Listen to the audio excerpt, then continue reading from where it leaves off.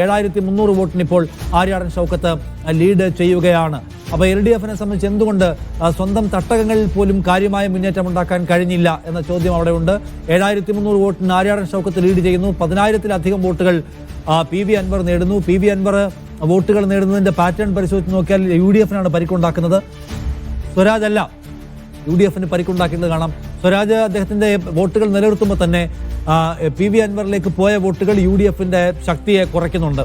അപ്പോൾ ഒരു ഭരണത്തിനെതിരായിട്ടുള്ള വോട്ടിംഗ് അവിടെ നടന്നിട്ടുണ്ട് എന്ന കാര്യത്തിൽ തർക്കമില്ല. 7300 വോട്ട് ഇപ്പോൾ 11ാമത്തെ റൗണ്ടിലേക്ക് പ്രവേശിക്കുന്നു. ഇനിയിപ്പോൾ നിലമ്പൂർ നഗരസഭയിലേക്ക് കടക്കുമ്പോൾ ഇത് കുറയുമോ? അതായത് ഈ ലീഡ് കുറഞ്ഞ് എല്ലാവരും പൊതുവെ ചില വിലയിരുത്തലുണ്ടല്ലോ, അപ്പോൾ 5000-ന്റെ പരിസരത്തായിരിക്കും വിജയിക്കുക. ജയിച്ചാലും UDFന് വലിയ മുന്നേറ്റം ഉണ്ടാക്കാൻ കഴിഞ്ഞില്ല. അപ്പോൾ 5000-ൽ കുറവ് വോട്ടിൽ തളയ്ക്കാൻ UDFന് കഴിയുമോ ഇനി നഗരസഭ കൊണ്ടും കരുളായി കൊണ്ടും അമരമ്പലം കൊണ്ടും എന്ന് മാത്രമേ ക്വസ്റ്റ്യൻ ഉള്ളൂ. വീഴ്ത്താൻ കഴിയുന്ന സാഹചര്യം കഴിഞ്ഞു എന്ന് തോന്നുന്നു അജിംസ്. തീർച്ചയായിട്ടും ഇനി സുരാജിനെ സംബന്ധിച്ചൊരു മുന്നേറ്റം സാധ്യമല്ല. കാരണം ഈ നിലമ്പൂരാകട്ടെ, കരുളായി ആകട്ടെ, അമരമ്പലമാകട്ടെ, അവിടെ LDF UDF എന്നുള്ള വോട്ട് വ്യത്യാസം കാര്യമായിട്ടൊന്നുമില്ല. അവര് LDFന് മേൽക്കൈ ഉണ്ട് എന്ന് കരുതി അവിടെ UDF തീരെ ശോഷിച്ചു പോയ ഒരു മുന്നണിയുമല്ല. അതുകൊണ്ട് ഇനി ഈ മൂന്ന് നിലമ്പൂരും കരുളായും അമരമ്പലവും കൊണ്ട് വീഴ്ത്തിക്കളയാം ആര്യാടൻ ഷൗക്കത്തിന് എന്നുള്ളത് പ്രതീക്ഷിക്കാവുന്ന ഒരു കാര്യമല്ല. എന്ന് മാത്രമല്ല, വളരെ സെക്യൂർ ആയിട്ടുള്ളൊരു പൊസിഷനിലാണ് ആര്യാടൻ ഷൗക്കത്ത് ഇപ്പോൾ ഉള്ളത്. വളരെ ശ്രദ്ധിക്കേണ്ട മറ്റൊരു കാര്യം, വഴിക്കടവിലും മുത്തേടത്തും ഒക്കെ ഉണ്ടാക്കിയ ഒരു മുന്നേറ്റം അൻവറിന് പിന്നീട് കാണിക്കാൻ കഴിയുന്നില്ല. അൻവറിന്റെ ഒരു മുന്നേറ്റം അവസാനിച്ചു. അൻവർ പരമാവധി പിടിക്കാൻ കഴിയുന്ന വോട്ടുകൾ 10,000 മുതൽ 15,000 വരെയാണെന്നുള്ളത് മുമ്പ് പ്രഡിക്റ്റ് ചെയ്യപ്പെട്ടിട്ടുണ്ട്. അതിനപ്പുറത്തേക്കൊന്നും കടക്കാൻ അൻവറിനും കഴിയുന്നില്ല. അപ്പോൾ അൻവർ എഫക്റ്റ് എന്ന് പറയുന്നത് അദ്ദേഹത്തിന്റെ സ്വാധീന മേഖലകളിൽ മാത്രമാണ്. പ്രത്യേകിച്ചും വഴിക്കടവ് പോലുള്ള മലയോര മേഖലകളിൽ. കരുളായിയിലും അദ്ദേഹത്തിന് സ്വാധീനമുണ്ടെന്ന് പറയപ്പെടുന്നു. കരുളായിയിൽ അദ്ദേഹം എന്തെങ്കിലും മാജിക്ക് കാണിക്കുമോ എന്നുള്ളത് കാണേണ്ടതാണ്. അദ്ദേഹത്തിന് ശക്തികേന്ദ്രങ്ങൾ എണ്ണിക്കഴിഞ്ഞപ്പോൾ ഇപ്പോൾ ചുങ്കത്തറയിലും അല്ലെങ്കിൽ ചുങ്കത്തറ പഞ്ചായത്തിന്റെ വ്യത്യസ്ത ഘട്ടങ്ങളിൽ എണ്ണുമ്പോൾ പോലും അൻവറിന് കാര്യമായ മാജിക്കൊന്നും കാണിക്കാൻ കഴിയുന്നില്ല. 716 9ാം റൗണ്ടിൽ അൻവറിനുള്ള വോട്ട്. 716 വോട്ട് മാത്രമാണ് 9ാം റൗണ്ടിൽ ലഭിച്ചത് എന്ന് പറയുമ്പോൾ 9ാം റൗണ്ടിൽ കാര്യമായ ഒന്നും നേടാൻ കഴിഞ്ഞിട്ടില്ല. 10ാം റൗണ്ടിൽ ഈ ചുങ്കത്തറയാണ് പറയുന്നത്. 10ാം റൗണ്ട് എണ്ണിക്കഴിയുമ്പോഴും അദ്ദേഹത്തിന് കാര്യമായ മുന്നേറ്റമില്ല. ഇനി 11ാം റൗണ്ടിലും ചുങ്കത്തറ എണ്ണാനുണ്ട്. എന്തായാലും അൻവറിന്റെ ഒരു പ്രഭാവം ഇപ്പോൾ കാണുന്നില്ല. ഇനി ഉള്ളത് കരുളായി മേഖലയിൽ. PV അസ്ലമിലേക്ക്.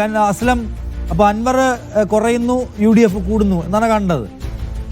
തീർച്ചയായും ഭരണവിരുദ്ധ വികാരത്തിന്റെ വോട്ടുകൾ എവിടെയൊക്കെ അൻവർ പിടിച്ചു മാറ്റിയോ അവിടെ മാത്രമാണ് UDFന് ഒരു കുറവുണ്ടായത്. അതായത് വഴിക്കടവ് ഉൾപ്പെടെയുള്ള സ്ഥലങ്ങളിൽ മാത്രമാണ് ഒരു പ്രശ്നമുണ്ടായത്. അൻവർ എഫക്ട് കുറഞ്ഞു വരുന്നതോറും നമുക്കറിയാം, നഗരത്തിലേക്ക് വരുന്നതോറും അൻവർ എഫക്ട് കുറഞ്ഞു വരുന്ന സ്ഥലമാണ്.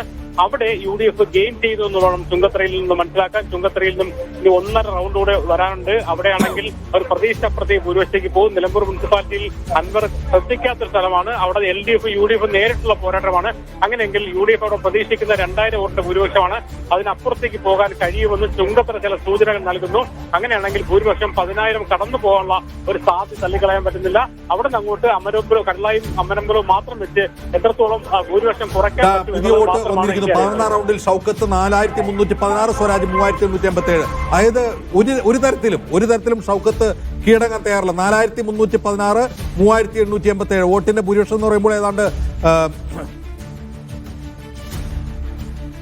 400-ലധികം വോട്ടിന്റെ ഭൂരിപക്ഷം. അതായത് വളരെ മികച്ച ഒരു പൊസിഷനിലേക്ക് ഷൗക്കത്ത് വീണ്ടും പോവുകയാണ്. 429 വോട്ടിന്റെ ഭൂരിപക്ഷം 11ാം റൗണ്ടിൽ ആര്യാടൻ ഷൗക്കത്ത് നേടിയിരിക്കുന്നു. അതായത് ചുങ്കത്തറ പഞ്ചായത്തിലും ഒരു തരത്തിലും LDFന് ഒരു തരത്തിലുള്ള മേധാവിത്വവും കാണിക്കാൻ കഴിഞ്ഞിരുന്നില്ല. ആര്യാടൻ ഷൗക്കത്തിന്റെ ഒരു കോൺസ്റ്റന്റ് ആയിട്ടുള്ള തേരോട്ടം നാം ഇപ്പോൾ കാണുകയാണ്. ഇപ്പൊ ചുങ്കത്തറ അവസാനിച്ചിരിക്കുന്നു. 11ാം റൗണ്ടിൽ ഏതാണ്ട് ചുങ്കത്തറ അവസാനിച്ചിട്ടുണ്ട്. ഇനി 12ാം റൗണ്ടിലും ചുങ്കത്തറയിലെ ചില വാർഡുകളുണ്ട്. നിലമ്പൂർ മുനിസിപ്പാലിറ്റിയും എണ്ണാൻ തുടങ്ങുകയാണ്. അതായത് ഇനി റൗണ്ട് 12, അതിൽ 155 മുതൽ 161 വരെയുള്ള 6 വാർഡുകൾ മാത്രമാണ് എണ്ണാനുള്ളത്. ചുങ്കത്തറയുടെ ഏതാണ്ട് ഭൂരിഭാഗം വാർഡുകളും എണ്ണിക്കഴിയുമ്പോൾ 11ാം റൗണ്ടിലും ആര്യാടൻ ഷൗക്കത്ത് തന്റെ മേധാവിത്വം തുടരുകയാണ്. 7212 വോട്ടിന്റെ ലീഡ് എന്ന് പറയുമ്പോൾ അത് വീണ്ടും വർദ്ധിക്കാൻ പോകുന്നു. 7212 വോട്ടിന്റെ ലീഡ് ഇനി വീണ്ടും വർദ്ധിക്കാൻ പോകുന്നു. ഇപ്പോൾ നിലവിൽ 4316 വോട്ടാണ് 11ാം റൗണ്ടിൽ ഷൗക്കത്ത് നേടിയത്. സ്വരാജ് 3887 വോട്ടാണ് നേടിയത് 11ാം റൗണ്ടിൽ. ചുങ്കത്തറ എണ്ണി കഴിഞ്ഞിട്ടില്ല. ചുങ്കത്തറ 12ാം റൗണ്ടിൽ ചുങ്കത്തറയിലെ 6 വാർഡുകൾ കൂടി ബാക്കിയുണ്ട്. 6 വാർഡുകളിൽ കൂടി എണ്ണും. പിന്നെ നിലമ്പൂർ മുനിസിപ്പാലിറ്റിയുടേതും ആണ് എണ്ണുന്നത് 12ാം റൗണ്ടിൽ. 11ാം റൗണ്ടിലെ എണ്ണിക്കഴിഞ്ഞു.